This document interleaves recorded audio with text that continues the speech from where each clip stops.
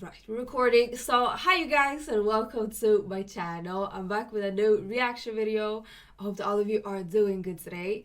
So, you guys wanted me to check out a boxer named Sonny Liston. So, I found this video called Boxing's Most Intimidating and Unwanted Champion. And in the thumbnail it says, Sonny Liston made me look like a Boy Scout. And these words are coming from my favorite, Mike Tyson. So, if he's saying this, what kind of guy is this Sonny Liston? So I'm very excited for this video. I'm not gonna ramble. Let's get straight into this video. All right, let's go.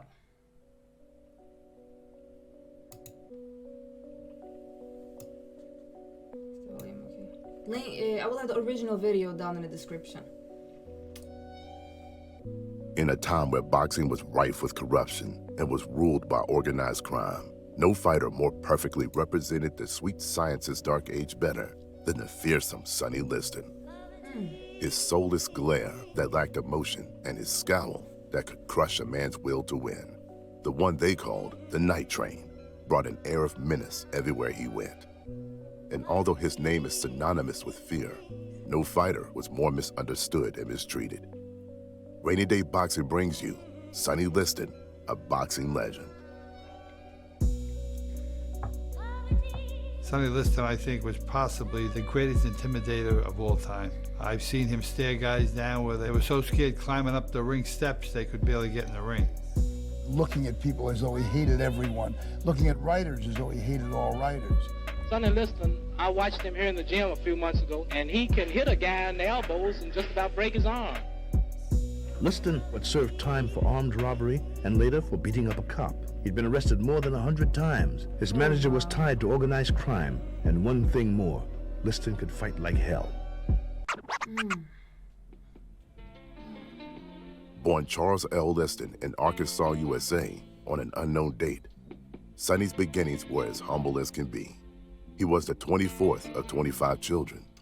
Growing up on a cotton plantation, his father used him as a substitute for a mule. And when he wasn't being worked by his father, he was being whipped by his father, and he had the scars to prove it. Sonny came up under probably the poorest kind of financial conditions that you could imagine. Developed his tremendous physique working in the cotton fields as barely a teenager. Liston said, "We grew up with few clothes, no shoes, little to eat. My father worked me hard and whooped me hard." I realized what this guy's life was like, beaten every day by his father and had welts on his back the rest of his life. And the mule dies. And the father, who used to beat the crap out of him anyway, constantly, says, "You're the mule." And he's the mule trotting the furrows in the field. You know, he said, "Dad, I'm not taking this crap anymore." At the young age of 13, Sonny mustered up the courage to leave his abusive father. All alone, he hitchhiked to St. Louis to reunite with his mother. But Sonny, not having the ability to read or write, had almost nothing going for him at his new schools. So he took to the mean streets of St. Louis, where his tremendously stocky physique and appearance of a man gained him fear and respect, and eventually led him to a life of crime. He said he was in school. They were smaller kids, and they would make fun of him because he was so big. He eventually started playing hooky and dropping out and not going to class, and his formal education didn't get very far. He was at the dark side of St. Louis at the time, the real poor section, and he saw how the poor people got money. He winds up getting into trouble. He's a big guy, and his size is intimidating. And I think what he discovers when he's a teenager is that his size can be intimidating, and he can maybe use that to his advantage. As a teenager, Liston had racked up charges of larceny and armed robbery and was known to the police as a Nixie fighter, a man not afraid to fight the cops. Eventually, every police car in St. Louis had a picture of Liston taped to their sun visors. The man had a target on his back. A serious prison record, armed robbery, assaults on police officers. Sonny Liston was the most threatening guy around. In 1956, in a brawl with a police officer, the cop wound up with a broken knee, and Sonny managed to run off with the cop's gun and a cap. Then, after his release, he wound up in another fight with a policeman, wound up putting him upside down in a trash barrel. After he busted the cops' leg in St. Louis, he was a branded man. The word had gone out, harass this guy, put the screws to him wherever you get the chance. Sonny Liston, after some minor infractions, went to the big time. He went to rob a gas station, he went to rob a restaurant. After Sonny was tried, he got 5 years in jail. That was the sentence for armed robbery at the time. And he went to the penitentiary in Jefferson, which was a really tough place. Time magazine called it the bloodiest 47 acres in America. Gangs ruled it. There were fights all the time. Guards were afraid to patrol some of the D blocks. But his sentence soon turned into a blessing in disguise, as he was able to thrive in the prison boxing program. Even in the United States' most infamous prison at the time, Liston was the most feared man on the block. They couldn't get anybody to fight him by himself. They had to put 2 or 3 in the ring with him to get him any kind of exercise. So I knew he had to be a very strong, powerful man. This guy was a headbreaker. That's how he went to prison. And in prison, he was a headbreaker. He was feared. After defeating every man who dared to challenge him, his reputation found its way to some of the mafia's head honchos, who served as the underworld commissioners of boxing. His potential in the boxing world and mob connections helped get him an early parole, and also on the outside landed Sonny a job as a mafia leg breaker. Frankie Carbo, a former professional killer for Murder Incorporated, now ruled the boxing game from the shadows and was now the undercover manager of Sonny Liston. December 1960, Sonny Liston was controlled by powerful racketeer groups under the leadership of Frank Carbo, Mr. Gray, the superintendent, one of the most feared gunmen of the Prohibition era, and the undisputed czar of the professional sport. Have you ever threatened any manager or boxer or promoter for not carrying out any wishes? I respectfully decline to answer the question on the ground that I cannot be compelled to be a witness against myself. When he wasn't boxing, Liston's new boss made sure he was available for other work. Laborers got out of line. Sonny was the guy that roughed them up. He would collect money for loan sharks and numbers writers. And they involved him to enforce their strikes, their collection of debts, and any other little job that needed to be done. And they knew this guy could knock out anybody if he hit them, and it was just a question of finding the right front managers. The richest prize in sports is the heavyweight championship, and the mob wanted to get back control of the heavyweight title. And they have the Liston was matched up against the most avoided, promising heavyweight prospects and obliterated each one. That was his skill, like considering what he went through, the disadvantages that he had, the ups and downs. Like he found his skill, and people took advantage of that.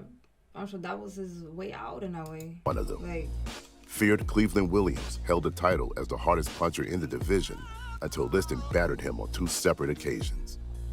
It took Sonny only 69 seconds to finish veteran Wayne Bethea and knock out 7 of his teeth. Liston brought in the beginning of the big heavyweights. Previously, the heavyweight crown was held by men who fought under 200 pounds. At 215, Liston was a behemoth compared to his 190-pound counterparts. He had an 84-inch reach and required custom-made gloves to fit his 15-inch sized hands. Thought to have the hardest jab in boxing history, Sonny fought with an innate aggression and lack of pity towards his opponents. The Mafia, known to rig a contest results to their liking, needed not worry with any of Liston's fights. They now controlled the most destructive heavyweight since Jack Dempsey, and the top contenders felt the sting of his punches. A prize fight that's like a cowboy movie, Liston once gloated. and I mean, what was this guy's training? Like just life, basically. A good guy and a bad guy. People pay their money to see me lose. Only in my cowboy movie, the bad guy always wins. Westfall has never been knocked off his feet until now. Sonny was one of these classic punchers with either hand, like Lewis, or later like Tyson. Gonna get the job done by any means. Almost everybody out quickly. Liston switches his attack from the body to the head in a smashing left hook. Puts Williams down. Tremendous left jab and a great hook. Sonny really became a force in boxing. Oh, shout out to all the lefties. This guy could really hit. He knocked the stuffing out of the headgear. I might not hit like that, but it came apart. Johnson counterpulls to the canvas. Nobody ever hit me like that guy. Every time he hit, he broke something. He broke my nose, my left cheekbone, and gave me 72 stitches. A dynamite combination of punches by Sonny Liston. And McMurray goes down. Sonny Liston belongs among the 5 greatest heavyweights of all time. He had a left jab in front of him, which was probably the best in all heavyweight history. Had the kind of a jab that went through you. And a fast right to the head puts Harris down. Sonny lands a strong overhead right. He had a reputation as a fearsome puncher, a potential rival for heavyweight champion Floyd Patterson. This was in the 50s, 60s? In your next engagement, the man got the title. Mr. Floyd Patterson, currently the heavyweight champion. Despite his underworld allies, Sonny earned a title shot the hard and honest way. He cleared the division in such a violent manner. Hell no! Is that blood, you guys? Oh, hell no. That it was obvious to everyone that Liston was the best in the weight class, and heavyweight champion Floyd Patterson knew it too. For the wrong reasons. Patterson was the darling of wholesome America. Civil rights organizations desired black athletes to be model citizens, to positively represent African Americans. Floyd Patterson was the perfect representation for this cause. Charles Sonny Liston was not. There was an awful lot of controversy at the time whether this morally reckless person. That's not fair, though. I know what some of you guys are gonna say, but like this guy had all the odds against him, and they say you should not be looked up on as a role model and stuff like that because of your past. But like this guy didn't have no chance from the start. So who are they to say that he will never have a chance, even when, like, I don't know. Actually was worthy of fighting for the heavyweight I championship. guess life is not fair, but we I don't really think it's associate Sonny Liston with the civil rights movement because I the might civil rights be movement wrong didn't about associate that. itself with Sonny Liston. There was a lot of concern about Liston fighting for the title to represent us. He's not the kind of image that we want. You know, this guy's been in prison. He's illiterate. He's got all these connection with these white gangsters, and we don't want that. That's who he is. Everybody knows that the best heavyweight in the world at this time was Charles Sonny Liston. There was no number 2. Everybody knew it. The question was he going to be permitted to fight for the title? Well, I've fought all the top contenders, and I fought my way up to the #1 spot. So what do a man have to do to earn a shot at the title? The champion, Floyd Patterson, was a popular figure. His manager refused to let him fight Liston because of his connections to the mob. Floyd Patterson was sold as kind of the meek, safe, polite Negro. In contrast to Sonny Liston as a menace to civilization, a threat to the cleanliness of sports. Floyd Patterson was invited to the White House by Jack Kennedy. She's like chilling Jack in a way Kennedy because urged Patterson to fight Liston and to beat him. Then, in 1962, over the strong objections of his mentor, Cus D'Amato, Patterson signed to defend his title against Charles Sonny Liston. What did they say with Cus D'Amato? You can feel a little bit of how it was back then. Like, I get chills in a bad way. Floyd Patterson was invited to the White House by Jack Kennedy. Jack Kennedy urged Patterson to fight Liston and to beat him. Then, in 1962, over the strong objections of his mentor, Cus D'Amato, Patterson signed to defend his title against Charles Sonny Liston. Cassius, in about a month from now, Sonny Liston is going to be trying to get the championship from Floyd Patterson. How do you see this fight? Trying to get Sonny Liston will get it. When Liston goes into the ring, he's booed. Sonny Liston. That's disgusting. And Floyd Patterson came into the ring obviously terrified. And you knew, looking at Floyd Patterson, that it wasn't going to last very long.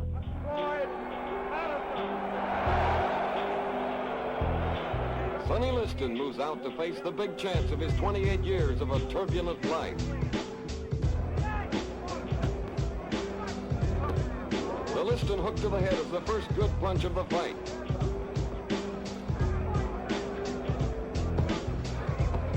Liston gets to him against the ropes with lefts and rights, ties him up, won't let him get away. Oh, it's different levels here, you guys. It's different levels here. Sonny Liston destroyed Floyd Patterson at 2 minutes and 6 seconds of the first round. It was a slaughter, and Sonny Liston wins the heavyweight championship of the world. You see how the stadium was eerily quiet, almost funereal. In the oversimplified world of boxing, evil has just defeated good. The public would let bygones be bygones, that I would be a good champ, maybe a better champ than he was, either just as good a champ as he was. Against all odds, Sonny achieved what he set out to do. and all he wanted now was a second chance to live a respectable life and not be seen as a criminal. But nothing changed.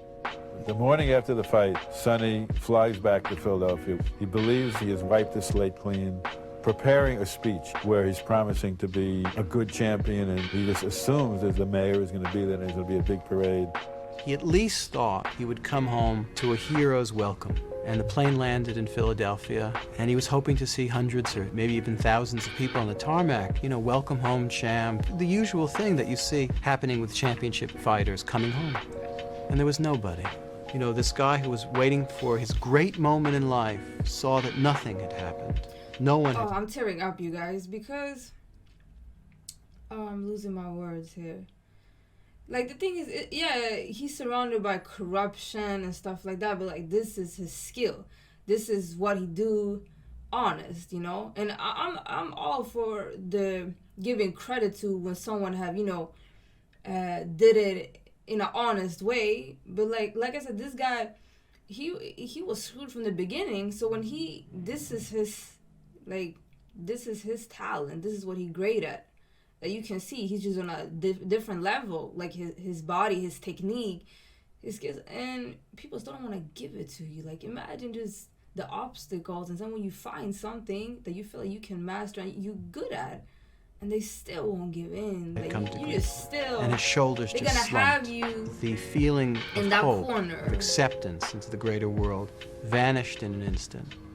A lot of people feel that that really crushed him emotionally and that he never really recovered from that disappointment or really the realization that it didn't make any difference like, what. He doesn't look, people say, oh, he's aggressive, he is like this monster. But the thing is, someone can either be like this soft, nice person, or you're aggressive and da-da-da. But like, this guy is just, he just seemed like he don't have a lot to express, no emotions. I mean, you get cold when you go through things. You get plain. And I feel like I saw some kind of emotion when in boxing. What Sonny Liston did, the rest of his life, he was always going to be branded as a bad guy. Sonny's desires to be a good person was crushed along with his dream to be accepted by the public. To the world, he was just an uneducated Southern Negro, and that intimidated them. The press labeled him as a jungle beast and latter-day caveman. It was then that Liston embraced the role of a villain. Sonny was uncomfortable dealing with the press, so he'd usually answer a question with one word or an angry stare. The Sonny Liston stare became known as. He never looked angry, though. Who asked the question? You over there? If he didn't like the question, he would just sit there and look at you, or he would tell you it's a stupid question and not answer it. He was also very intimidating. He was suspicious of everyone. He didn't like reporters. Who do you expect your next real fight to be with? Haven't I been having real ones? After watching you spar today, it seems that you plan a vastly increased use of your right hand. Is this true? I'm planning on using both of them. Both of them? Right. Newspapers painted him as a bad fella, but for people that are around him and people he knew and liked, he was a good fella. He'd do anything for you. The problem was his name began to appear on the front pages of the newspaper more than in the sports sections of the newspaper. The Denver police harassed Sonny Liston, and I thought treated him very bad. If he would step one foot onto the golf course where he ran, I was with him. They were there to give him a ticket on it. Went in one of these drive-through hamburger joints and came out the entrance instead of the exit. Suddenly there's two police cars there. Even after he became champion, the police, they went right on harassing him, petty things, picking him up for standing on a street corner talking to someone. For Sonny, the last straw is when they picked him up in the park for driving too slowly. Liston, who was now the champion, if anything, was more disliked now. And I think Patterson, who was deeply beloved, if anything, was now held as a last beacon of hope. A year after winning the title, Patterson mistakenly asked Liston for a rematch. Sonny obliged him. Liston was at the height of his powers, and his aura of invincibility was more imposing than ever. Sonny, what about Floyd Patterson? Is he going to be your next opponent? And if he is, what are you going to do to him? He'll be my next opponent. What I'm going to do to him in the next fight, what happened in the first one. Getting through underneath, and he's got him going again. Less than a minute gone, and there's the at it. This is talent, you guys. It's clean. He's tried to fight back, Patterson, but the other man has got by far the heaviest. Yeah, I don't like violence and stuff, but you know, trying to look at it from. Oh my God! He's throwing him around like a garbage bag. The fight lasted 2 minutes and 10 seconds, reconfirming Liston as the heavyweight champion of the world. Look at, he's like, you guys saw that? Liston was again denied the public acceptance he so badly wanted. The public is not with me now, but they have to swing along until somebody else come along to beat me. But there to interrupt the celebrations was the future of boxing. The loud and promising youngster, Cassius Clay, stormed into the ring and proclaimed that he was the man to beat Liston. And over the coming months, Clay would take pestering to an entirely new level. The bomb is too big, he's too flat-footed, and he's too slow. He had gone to his home and banged on his door in the middle of the night in order to aggravate him. He thought of all these high school stunts that he pulled on him, Sonny, which were demeaning, insulting. It's different back then. Okay, he starts screaming, "Jump, jump, I'm gonna get you," and he's screaming for everybody to hear. Liston finally looks up in that baleful stare of his, pulls out a gun and bang, bang, bang, bang, and Clay runs out as fast as he ever could. It was blanks. That was Sonny? And Liston roared for an hour. Don't you have any respect for him at all, as a fighter? As a fighter, I think he should be locked up for impersonating a fighter. Liston said, "Why not?" He said, "I'm going to kill him. It's going to take me a round and a half." Sonny Liston took the fight because he thought he could destroy Cassius Clay. Well, do you think it'll end in 2? Well, you can bet your life it ain't going 4. From the outset, it's obvious that Liston has underestimated Clay's ability. All over, body. He haven't changed his name. The best punch of the fight so far.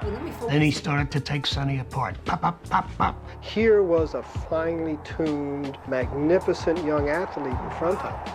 Sonny suddenly realized, wow, this is something I've never been up against in the ring. Sonny, flat-footed stance most of the time. Wow, it looks like a whole other Sonny. Whoa, he took that hit in the face. Sonny wobbles, just has him hurt. I got so much goosebumps, and it's warm in this room. His butt down on the stool at the end of the 6th round. He said, "That's it." They might be stopping it. Look at the move! Oh my God! Sonny, a man who took great pride in being the baddest man in the world, no longer was. And there, at his lowest moment, was the press, as merciless as ever, descended upon Liston while he was down.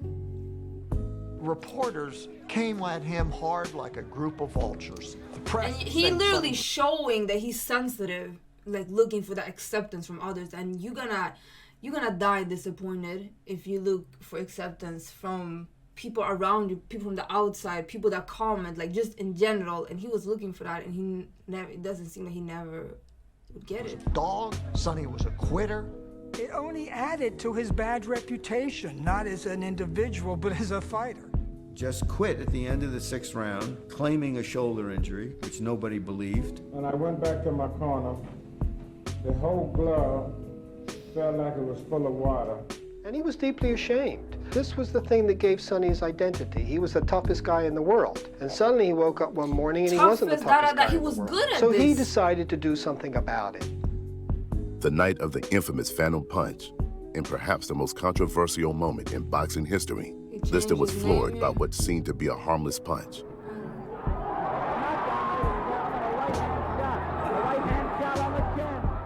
Throughout his career, Sonny had been able to walk through some of the hardest punchers' best shots, but now had been sent to the canvas from a shot where the connection could only be seen in slow motion. From his obvious unwillingness to rise to his feet and his mob connections, rumors of a fix or a die spread like wildfire. This would be Liston's last fight with a championship on the line. Any chance that Sonny had it for another shot at the title was lost in 1969 after he was knocked out by a former sparring partner, Leotis Martin. Liston is knocked down with the right and then the left, and he is knocked out. This fight will be over, and with The cold fact is it will be harder than ever, Sonny, to go all the way up the trail after this defeat. Yes, it would. But I have to think it over here. Sonny had one last bout against Chuck Wepner, where he made only $13,000, $10,000 to repay a loan, and the remaining amount paid to his cornermen. By this time, Sonny had relocated to Vegas, a mob-run town that wouldn't look down upon him.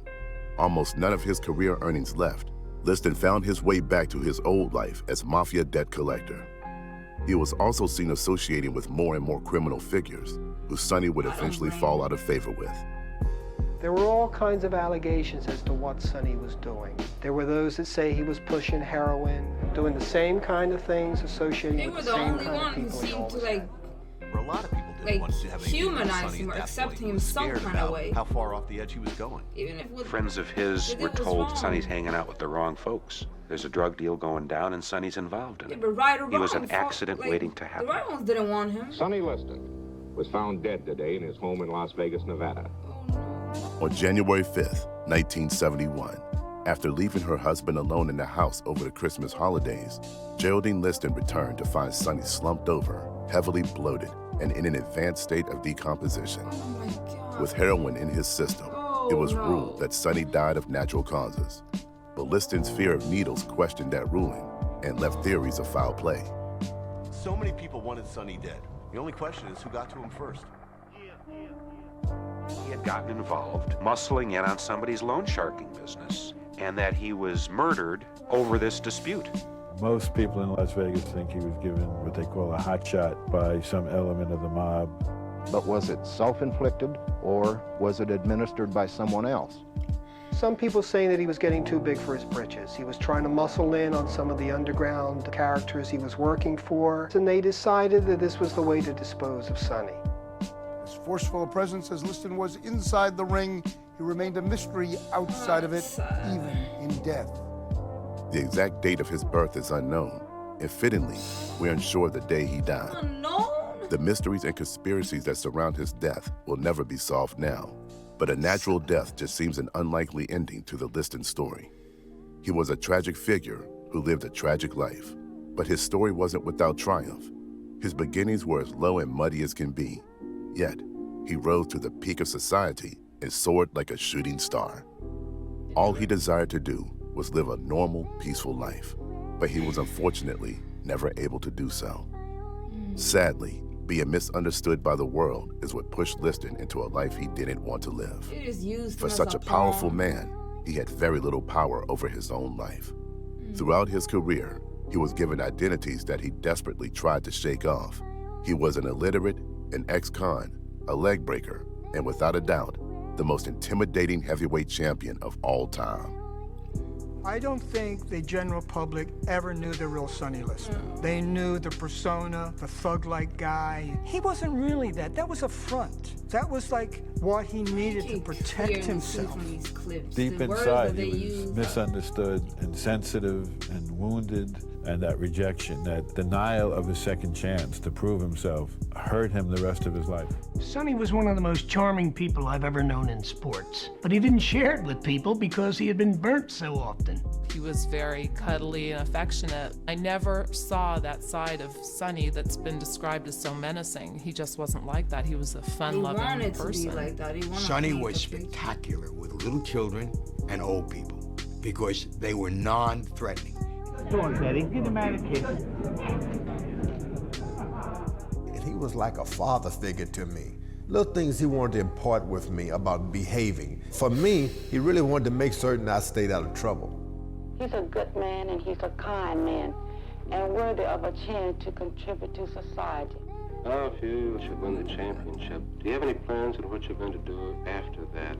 I would like to work with the kids in the youth centers and everything. They need help, huh? Yes, I mean, if you see, like, kids and old people are the most vulnerable people in our society. The people, like, most likely will take advantage of and just look at as less. And he is the one that got along with the most vulnerable people in our society, kids and older people. I mean, I think that says a lot about how he was as a person. But it was just sad how everything... I'm just tearing up. I'm an emotional person. But like I said, life is not fair, and for him, like, it's sad to say, yeah, he was what he. I understand why he was who he was, because just look at his background. They don't even know when he's born. These are unknown. And just like the glimpse of his life that we saw and how the environment was there. It's just a sad story. He found what he was good at, and they still didn't. How people still wouldn't accept him. And the people that did accept him, used him. So, oh well. Sonny Liston.